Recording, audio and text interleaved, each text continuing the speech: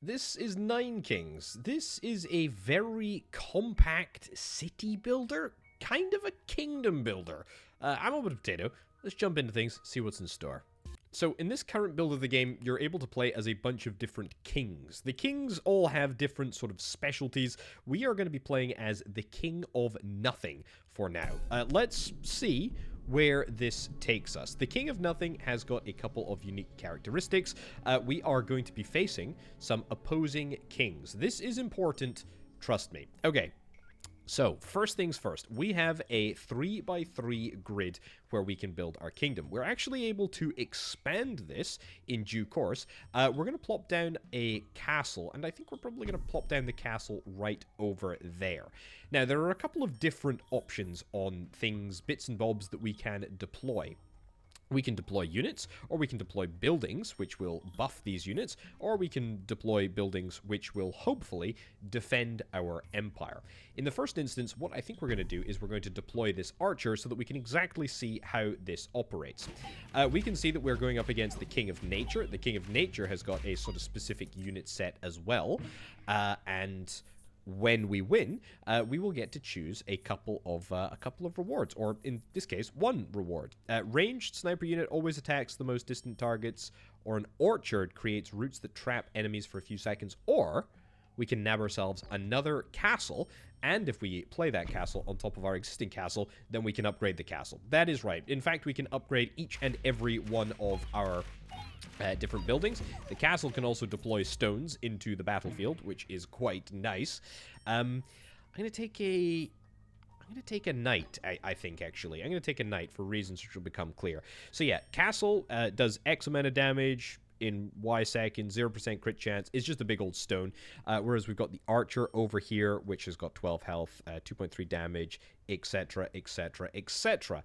Right, so what I think I would like to do is I would like to build a blacksmith. A blacksmith's a pretty interesting building. Every turn adds 2% attack damage to adjacent units and towers. There is a reason why I put the castle in the top right. The top corner. It's because I wanted to put the blacksmith right here. And as soon as we get it down, we can start stacking up the upgrades on the archer.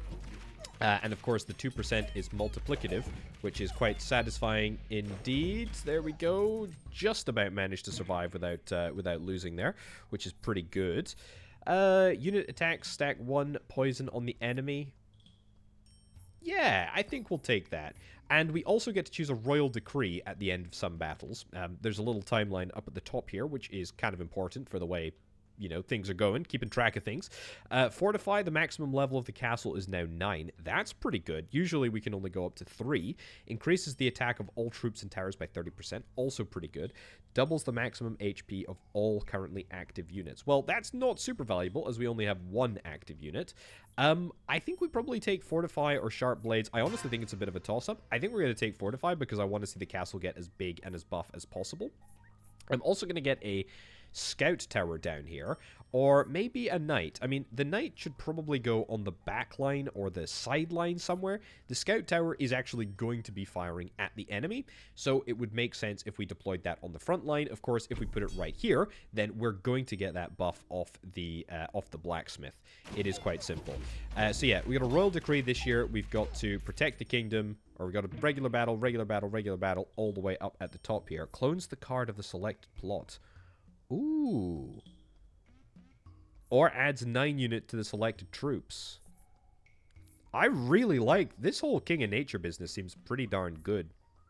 I want to use Procreate, but I'm not going to use it quite yet. I'm going to deploy the knights over here. Again, we want to get that down as quickly as possible so that we can start stacking up that bonus damage. Also give us a little bit of a front line.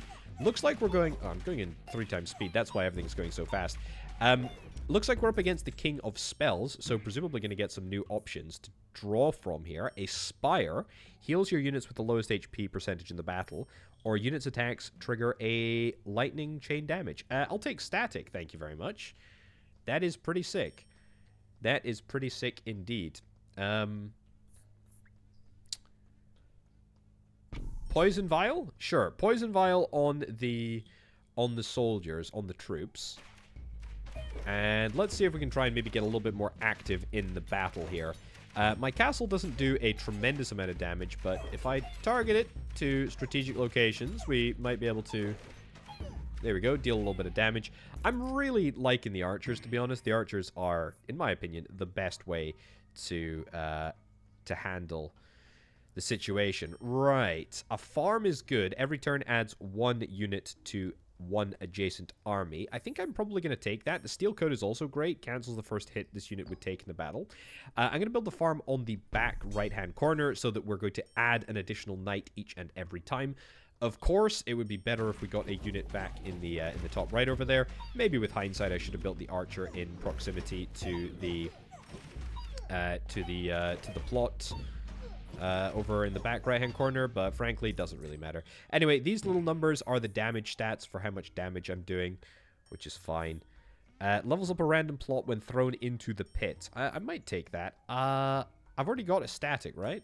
I've already got a static. I'll take an offering. I'll take an offering because it allows me to talk about the pit. We have got, well, we've got something up at the back here, which hopefully we don't have to talk about for a little while. But we've also got a pit over here. Now, if I was to throw a card into that pit, we would get some gold. Now, we have got 63 gold at the moment. It doesn't actually matter for anything that we have yet dealt with, but that's okay. We're coming to it. Don't worry. Do I want to procreate anybody or do anything? You know what? Just give me an offering.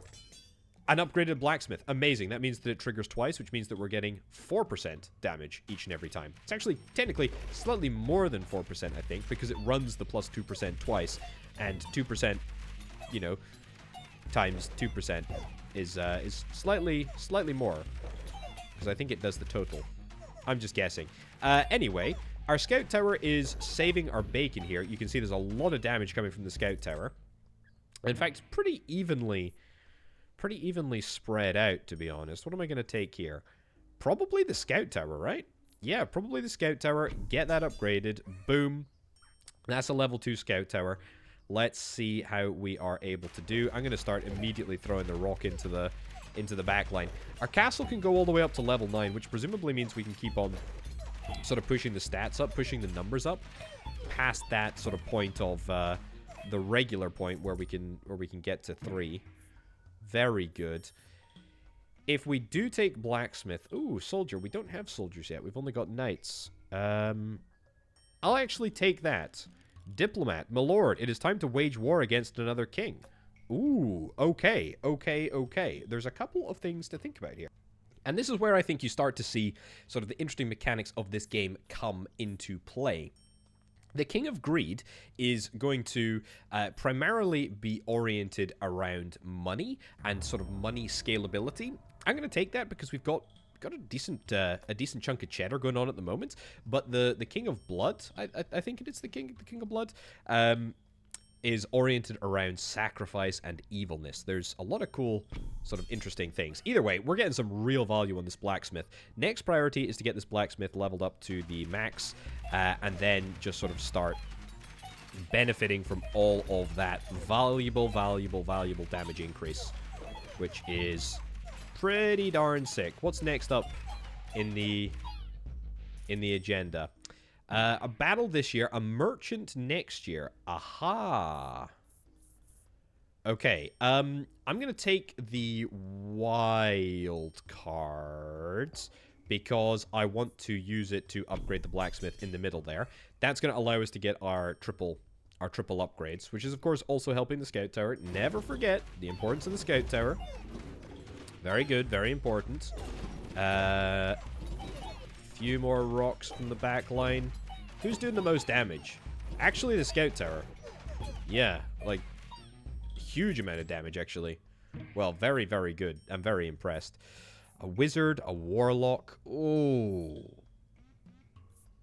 I'd quite like a wizard. I could re-roll if I wanted to spend 10 gold, but that's fine. Anyway, we're into the merchant. What do we got here? These are apparently cards from all of the different kings. The blacksmith we've already maxed out. Every turn add 1 HP to adjacent units in the forest. Don't think that's necessary. If an adjacent unit dies in battle, summons an imp to fight in its place. A dispenser. This is a King of Greed card. Single target tower gets plus 0.2 attack speed for each 1 gold you earn. I don't think I like any of those cards, and I don't feel that bothered enough to re-roll. So we're just going to leave it. We are just going to leave it. Right. Do I want to play a wizard? You know what? I'm going to play the wizard right in there. Why the heck not? I'd really like to get another another farm, quite frankly. I want to try and increase the lethality of all of my units, and I need to do that with either more troops or improve them somehow. You know, I can improve them through the sort of normal way where I upgrade their plots, but anything that sort of stacks together is quite good and is quite satisfying. Oh, ask and ye shall receive. Amazing. Upgraded. Brilliant. We're starting to get more. Right. I think I need to think about deploying my procreation ability. That is not a euphemism. That is what I plan to do. I plan to procreate. That's right. Boom. So who's doing the most damage here? Scout tower. Unfortunately, I can't procreate the scout tower. That's an upgraded knight. That's an upgraded scout tower. It's an upgraded archer. I really like the archers. I haven't really explored with them, but hey ho. Receive 90 coins, unlock 2 random plots, or increases the attack of all troops and towers by 30%. I think we got to take sharp blades, even though I think unlocking 2 additional plots is ridiculously powerful. However, you'll see that we will have that ability very shortly indeed. Let's do scout tower upgraded. I think that's probably the most important thing. Then, I think we probably want to procreate next, right? I think we procreate, and I think we try and procreate on the knights. I know it's maybe a little bit counterintuitive, because the knights aren't really doing that much damage. But I think the knights are, you know, the highest HP unit, right? What do we got here? Adds 9 units. I'll take another procreation, actually, yeah. So, the knights have got 37 health, which is, yeah, far and away the most HP of any unit. So, I think as a frontliner, you really can't go wrong, and having them soak up more damage just allows everybody else to do more damage. You know, whether it's the scout tower, whether it's my boulder, whether it's the soldiers, whether it's the archers. The archers are doing a fine job, given the fact that they're just, you know, being left to their own devices. I think they're still level 1 after all this time. Heals your units with the lowest HP. I think I might actually take the Spire, stick it down. Offering's pretty good, too. Offering's really good. Spire's pretty good down in the front. Unit causes area damage equal to 25% of its attack when it kills an enemy. I can take the Spire. What is this, I wonder? This is the tower. Now, this tower is going to allow us to expand a slot. And we should probably think very carefully about where we want to expand the slot. Now, I've obviously already maximized the use of my my blacksmith. It's got all of those adjacency bonuses, which is really nice. The farm is a little bit underutilized. We could probably do something with that.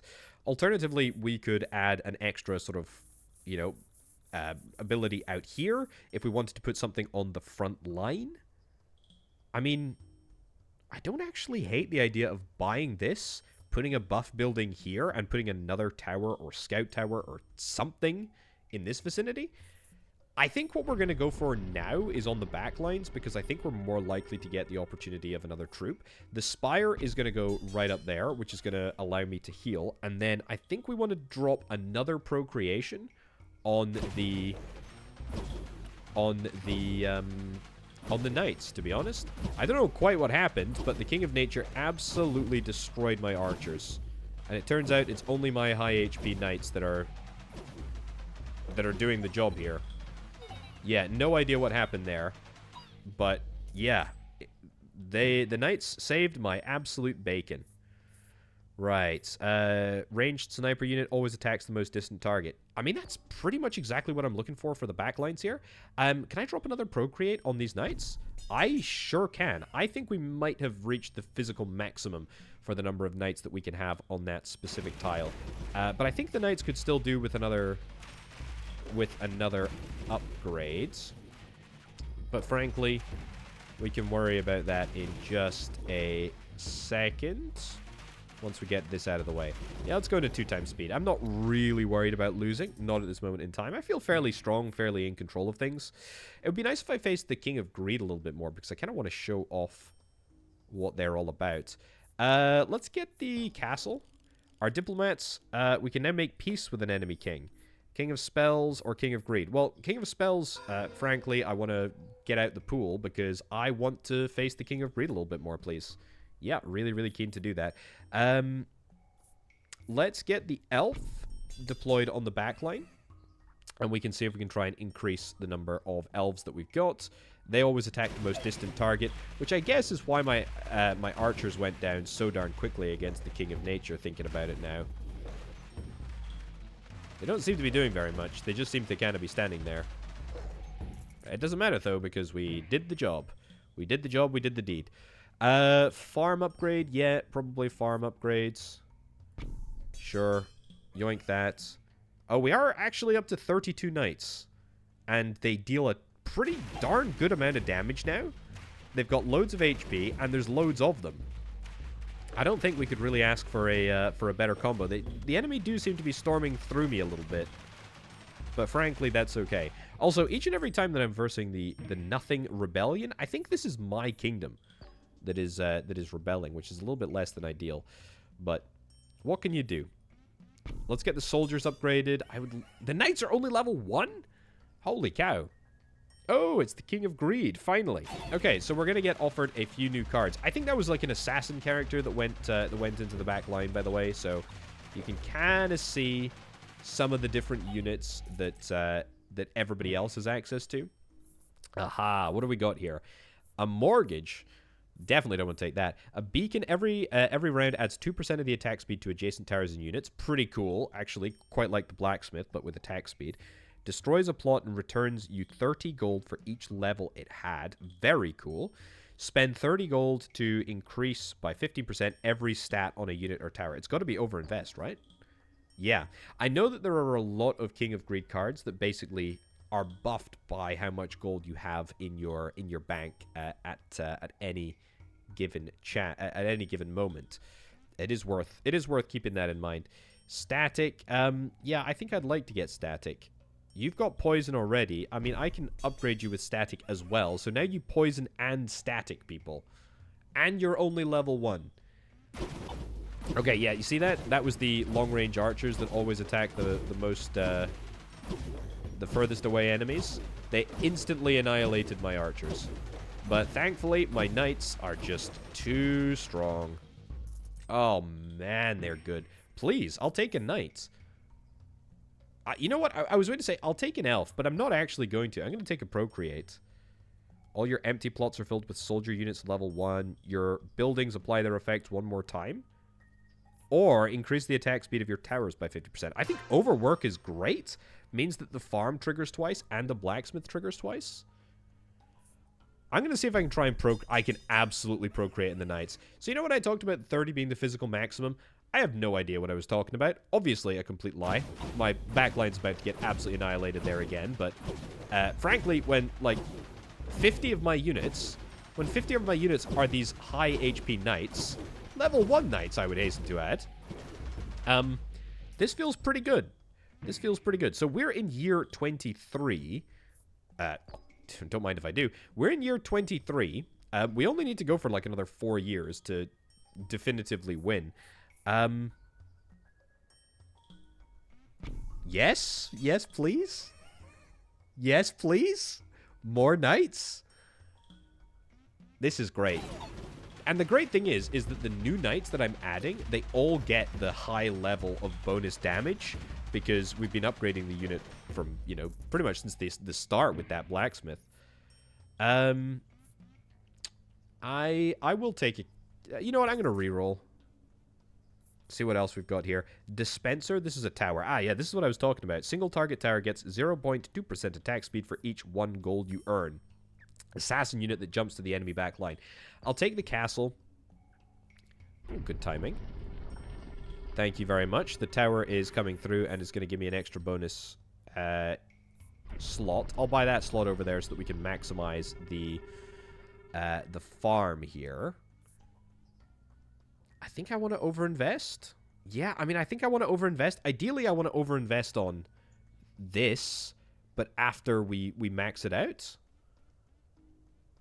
The soldiers are also doing crazy good stuff. Heck, everything's doing good. I also want to see the castle get upgraded. I want to see everything get upgraded. Let's upgrade the castle for now. This is crazy. This is crazy. Okay. Looking good. To be fair, I'm not really expecting any difficulty. He says, and then, oh my giddy aunt. My hubris has finally caught up to me. Yeah, that was terrible. Absolutely awful. So, yeah, those markers up at the back, they are indicative of how many chances we, or how many rounds we get to lose before it's over. And we just lost one. I hate all of this. I hate all of this too. I am re-rolling. I'm worried now. Even some of the interesting stuff. I'm not going to take anything. I'm not going to take anything. I'm just going to leave. And we're going to over-invest in the scout tower. Yeah, 15% stat bonus. I think that's worth. King of Greeds. Yeah, you cut through the back lines with your assassin units. I don't love it, but I'm going to be paying much more close attention to the fact that you're here. And I'm going to start dropping the... dropping my rocks. And hopefully with the upgraded scout tower, we should be able to do a little bit more. These are the elven archers that always fire at a maximum distance, and they do a crazy amount of damage. They basically one-shot the enemy there. Mercenary unit. I'll take a mercenary unit. Sure. Balanced strong unit. You always get 1 unit for each 10 gold you own. I have 134 right now. So that means a pretty large number of units, to be fair. I'm hoping it's just more cannon fodder, quite frankly. God, look at these. Look at these archers. Get in, get in, get in and amongst the fight, knights. I think we're alright, though. Yeah. Looks like the King of Nature is having real trouble dealing with my tankier units, which is a pretty good thing, too. That makes me very happy indeed. I'll take the Poison Vial. That is fine. King of Nothing is leading his final assault. We must brave ourselves. Okay. I will take overinvest, and I will overinvest in the knights this time. I will invest in the castle. The castle is now level 4. Poison Vial, I'll put that on the soldiers. I cannot for the life of me believe that the knights are still level 1. Okay, so this is the Nothing Rebellion. Obviously, my arch nemesis. Am I expecting that this is going to go well? Probably not, all things considered.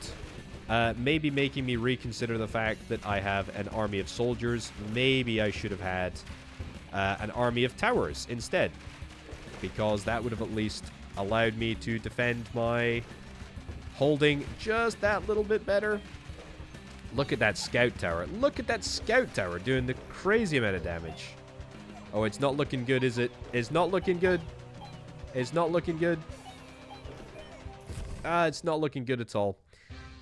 Your kingdom has perished. But we did a pretty darn good job, and we finished the level as the King of Nothing, which is quite cool. But if you win one game, then you're able to unlock, I think that's the King of Spells. You're able to unlock the King of Blood, the King of Death, kill 6,000 enemy units in battle, spend 1,000 gold. That'll unlock the King of Greed, win 10 games without losing any life, the King of something. And then there's a whole bunch that are also available in the full version of the game, which is pretty darn cool. Yeah, there's a lot to go on here, folks. I played the prologue version of Nine Kings, which was, I think, called Three Kings. That felt really, really good, really, really clean. This takes it to a whole new level. This is definitely one to watch. Very sort of unique, weird little sort of kingdom builder, city builder, auto battler style game. But a lot to go on. You can check out the demo. It will be dropping, I believe, as part of the next fest. So add it to your wish list so that you find out when it comes out. Anyway, thank you ever so much for watching, folks. I've been Orbital Potato. I'll catch you next time. Bye.